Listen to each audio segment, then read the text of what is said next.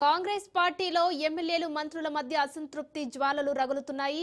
CM తీరుపై party నేతలైతే అసంతృప్తిని వ్యక్తం చేస్తున్నారు. దీనికి సంబంధించి మనతో పాటు విశ్లేషకులు రామ్మోహన్ రావు గారు ఉన్నారు సిద్ధంగా మాట్లాడడానికి. నమస్తే అండి రామ్మోహన్ రావు గారు. నమస్తే అండి. మీరు కూడా చూస్తున్నారు.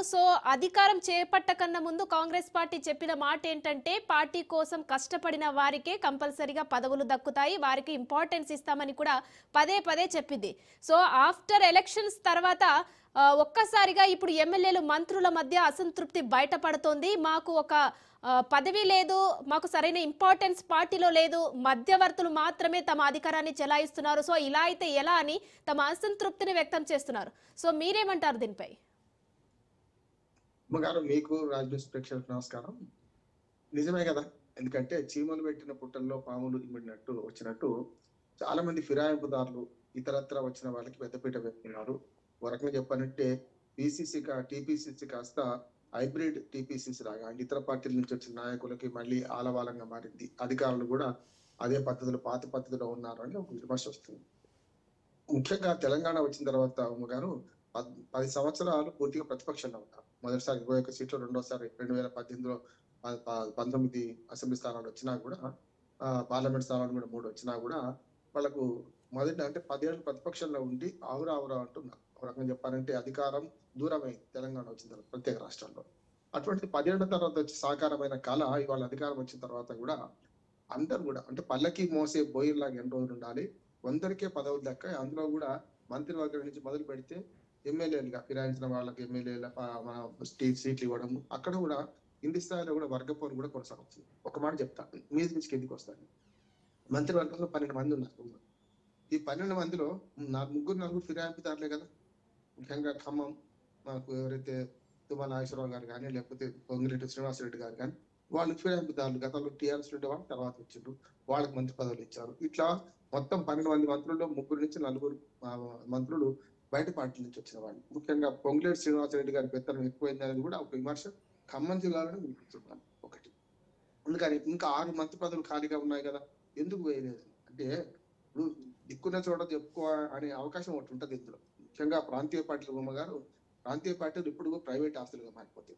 అక్కడ టిఆర్ఎస్ లో అయితే కేసీఆర్ కరుణా కటాక్షం కావాలి, తర్వాత మనకు కేటీఆర్, తర్వాత హరీష్ రావు, కవిత, కొంచెం ఆ కుటుంబ సభ్యులు దానికి దగ్గరగా ఉన్న వాళ్ళ కరుణా కటాక్షం సరిపోతుండే.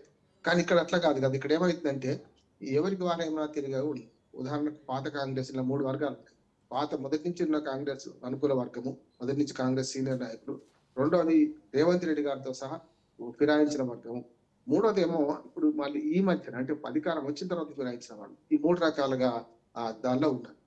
మొదటి దానినేమో మిగతా 6 మంత్రి పదవి ఎప్పుడు ఇస్తారు అనే సమస్య ఉన్నది. 6 పదవులు నింపుకోవాల్సి ఉంటే సంవత్సరం అయిపోయింది, ఇప్పటికే పుణ్యకాలం కాస్త గడిచిపోతుంది. ఇంకో 3.5 సంవత్సరాలు మళ్ళీ ఎలక్షన్స్ వస్తాయి. కనుక మంత్రివర్గం ఫుల్ఫిల్ ఎందుకు చేయడం లేదు ఒక విమర్శ. అది అధిష్టానం నుంచి రావాలి, రేవంత్ రెడ్డి చేతులు లేదు. రెండోది ఏంటంటే ఎమ్మెల్యేలకు కూడా అసంతృప్తి కరెక్టే. ఎందుకంటే గతంలో ఇంకా ప్రతిపక్షంలో ఉన్నట్టు ఉండాల్సి వస్తుందనే ఆవేదన వాళ్ళకు ఉంది. ముఖ్యమంత్రి గారు కూడా ఒక హైబ్రిడ్ ముఖ్యమంత్రిగా వ్యవహరిస్తున్నారు. అంటే తనతో వచ్చిన ఫిరాయింపుదారులకి పెద్దపీట వేస్తున్నారు, విమర్శ కూడా ఎదుర్కొంటున్నారు.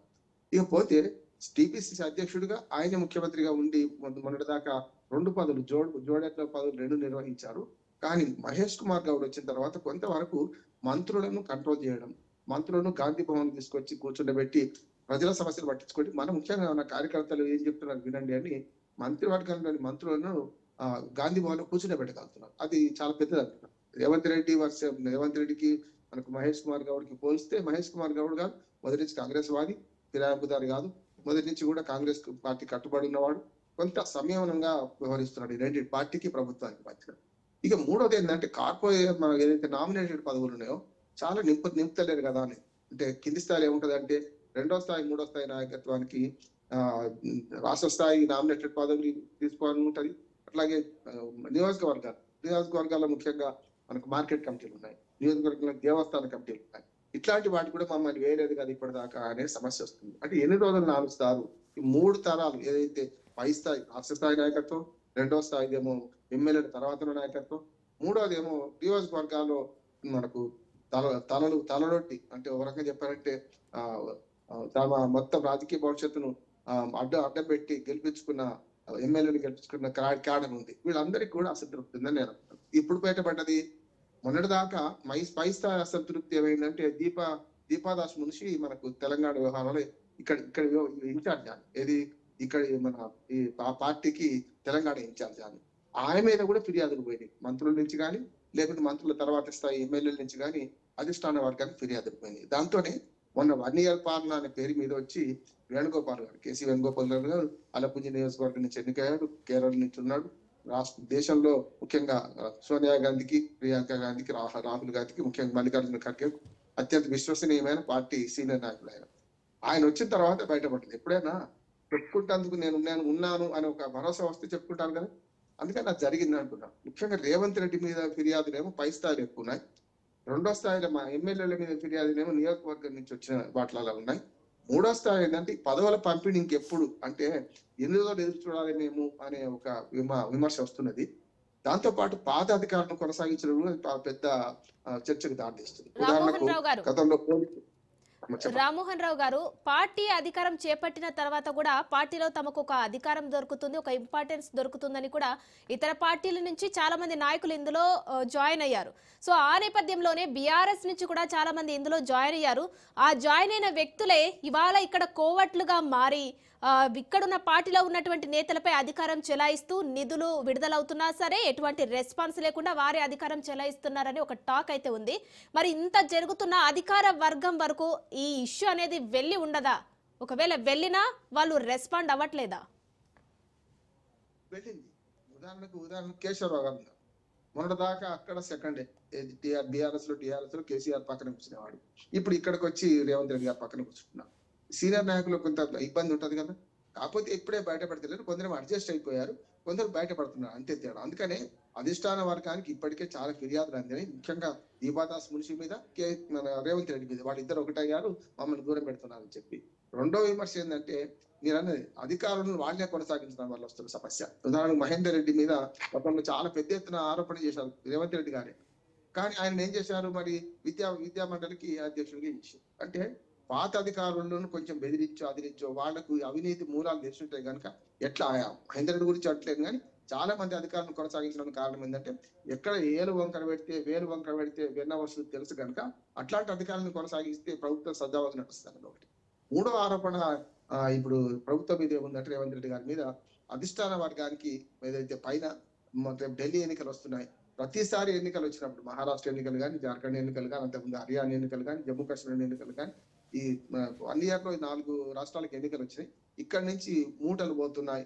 అధికారంలో ఉన్న పార్టీ కర్ణాటక, తెలంగాణ పెద్దది కనుక రాష్ట్రాల్లో మన కొంత ఆర్థికంగా వెసులుబాటు ఉన్న రాష్ట్రాలు ఇక్కడి నుంచి పోతున్నాయి అని ఆరోపణ కూడా ఉంది. మీరు అనేది ఇంకోటి కూడా జరుగుతుంది. చాలా మంది 8 నుంచి 9 మంది ఎమ్మెల్యేలు మారారు. మారిన ఎమ్మెల్యేలు కూడా ఏదో ఆశపడి మారారు కానీ మాకేమీ లభించలేదని ఒక అసంతృప్తి ఉంది. ఇటీవలనే దానం నాగేందర్ నిన్ననే పెద్ద స్టేట్మెంట్ ఇచ్చారు. ఏమని, హైడ్రా కనుక ఇట్లా చేస్తే నేను కూడా తిరగబడతా అన్నా. అంటే మేమేదో ఇందులో ఉందని వచ్చిన వాళ్ళు కూడా కొంత అసంతృప్తి ఉన్నది. ఇక మీరు అన్న కోవట్టు పాత్ర అంట అప్పుడు ఉంది, ఇప్పుడు అసలు నిజమైన కోవట్టులు ఎవరు అంటే గతంలో సీనియర్ నాయకులే పెద్దగా పార్టీని ముందు పోనీయలేదు అనే విమర్శను జానారెడ్డి గారు ఎదుర్కొన్నారు, ఉత్తమ్ కుమార్ రెడ్డి గారు ఎదుర్కొన్నారు. కోమరెడ్డి బ్రదర్స్ వేరే విభిన్నమైన, అంటే మన రేవంత్ రెడ్డి పిసిసి అధ్యక్షుడు అయినప్పుడే 100 కోట్లు ఇచ్చి వచ్చిండని ఆరోపణ చేసిన వాడు ఇవాళ అంటే ఆ నోరా తాటిమట్ట అనే మాట వస్తుంది, అరణలేని నాటిక. మొన్న నల్గొండ సభలో రేవంత్ రెడ్డి గారిని పూర్తిగా సమర్థిస్తూ పూర్తిగా సరెండర్ అయిపోయిన సందర్భం చూసినాం. అట్లాగే జగ్గారెడ్డి, నిత్య అసంతృప్తి వరుడు జగ్గారెడ్డి, సంగారెడ్డి ఎమ్మెల్యే, ఆయన కూడా ఇట్లా చేయడం తెలియదు కానీ మొత్తం మీద ఆరోపణలు చేసుకుంటూనే నేను ఎన్నటికైనా ముఖ్యమంత్రి అవుతాను. అందుకని ఇప్పుడు సమస్య ఏముందంటే మీరు అధిష్టాన వర్గం దగ్గర ముఖ్యమంత్రిని మార్చాలనే డిమాండ్ కూడా ఉంది అని అంటున్నాను. నేను మాట్లాడాను ఇంతకుముందు, నేను ఎప్పుడు పరుషవాక్యాలు మాట్లాడు హైబ్రిడ్ ముఖ్యమంత్రి అని. అంటే అటు పక్కన టీపీసీసీ పేరే కానీ టీడీపీ పిసిసి అనే పేరు వస్తున్నది. ముఖ్యంగా తనతో వచ్చిన వాళ్ళకి పెద్దపీట వేస్తున్నారు, విమర్శలు కూడా రేవంత్ రెడ్డి ఎదుర్కొంటున్నారు. మంత్రులు తెలవకుండా సమీక్షం చేయడం, అట్లానే ఎవరిని కేర్ చేయకపోవడం, సీతయ్య ఎవరు చెప్తే వినడానికి కేసీఆర్ ప్రాంతీయ పార్టీలు ఎట్లా నడిపిండో ఇవాళ జాతీయ పార్టీలు కూడా అదే పద్ధతిలో పోతుందనే విమర్శను రేవంత్ రెడ్డి ఎదుర్కొంటున్నారు. దానికి మంచి ఉదాహరణ చెప్తాను.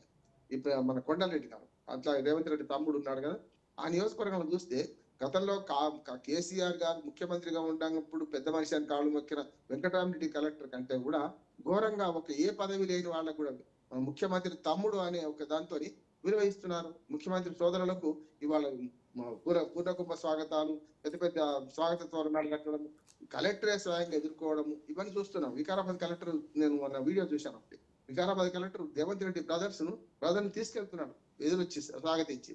అంటే ఇట్లా ఎందుకు అవుతున్నది అనేది ఉంటున్నది. అట్లాగే లగిచర్ల సంఘటన నుంచి మొదలుకొని హైడ్రా, మూసి ఇవన్నీ కూడా పార్టీకి నష్టం చేస్తున్నాయి. రేపు పొద్దున పార్టీ మనగలిగే పరిస్థితి ఉండదు.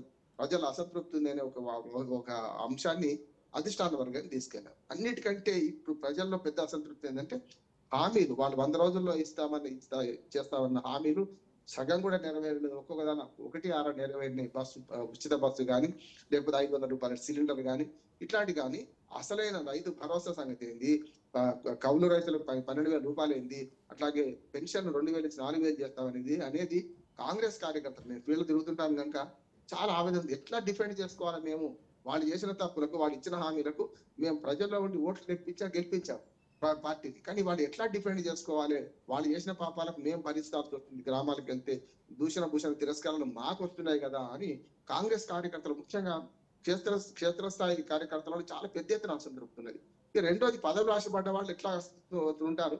ఇప్పటికైనా రేవంత్ రెడ్డి దీని ముందు ఏంటంటే, ఒకటేమో పదవుల పంపిణీ చేయాల్సిందే, కానీ దానికి అధిష్టాన వర్గం ఆశీస్సులు కావాలి. లేకపోతే ఏమైందంటే రేవంత్ రెడ్డి అనిష్టం చేయడానికి వీలేదు. మంత్రివర్గ విస్తరణకి ఇప్పుడు 3 సార్లు పోయిండు. మన ఎవరు అధిష్టానం నుంచి సరైన అనుమతి వస్తలేదని చెప్పి, అట్లానే రాహుల్ గాంధీ కూడా అపాయింట్మెంట్ ఇవ్వడం లేదని తెలుస్తుందని ఒక దేశంలో ఇంకొక పుకారు కూడా లేస్తున్నారు గారు. మనకు ఉత్తమ్ కుమార్ రెడ్డి కానీ ఇతర సీనియర్ నాయకుడు మళ్ళీ ముఖ్యమంత్రిగా వస్తారని. అప్పుడు కేసీఆర్ చెప్పిన మాట నిజం అవుతుంది కదా, సంవత్సరానికి ముఖ్యమంత్రి, 5 ఏళ్లకు 5 ముఖ్యమంత్రులు వస్తారని. దానికి భయపడే రేవంత్ రెడ్డి కంట్రోల్ చేయలేకపోతున్నారేమో అనిపిస్తున్నది. అట్లాగే హైడ్రా, మూసి ప్రక్షాళన దాని మీద కూడా కొంత పై స్థాయి అధిష్టాన వరకు అసంతృప్తి తెలుస్తున్నది.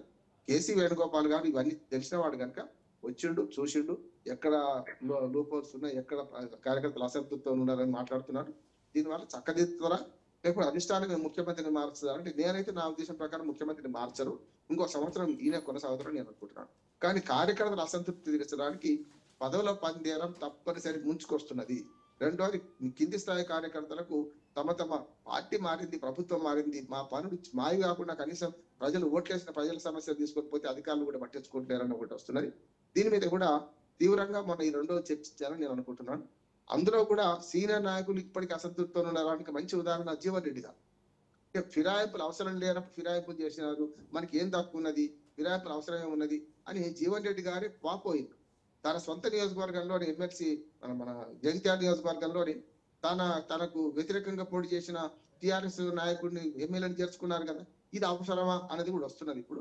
అందుకని హామీలను నెరవేర్చడంలో వైఫల్యం, ప్రభుత్వాన్ని నడపడంలో ప్రభుత్వానికి పార్టీకి సారథిగా ఉండాల్సిన వారే 2 పదవులు మొన్నటిదాకా అనుభవించి రేవంత్ రెడ్డి గారు తప్పు చేసిండ్రు అనేది ఒకటి.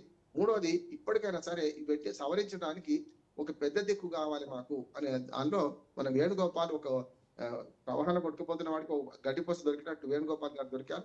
అన్ని విన్నారు, ఆయన విని రేపొద్దున అధిష్టాన వర్గాన్ని చేరేస్తారు. ఈ ఏమంటారు నష్ట నివారణ చర్యలు తీసుకోవడానికి మాత్రం పనిచేస్తున్నారని నేను అనుకుంటున్నాను. Right, thank you so much Rammohan గారు, మీ అభిప్రాయాలను తెలియజేసినందుకు ఈ ఇష్యూపై.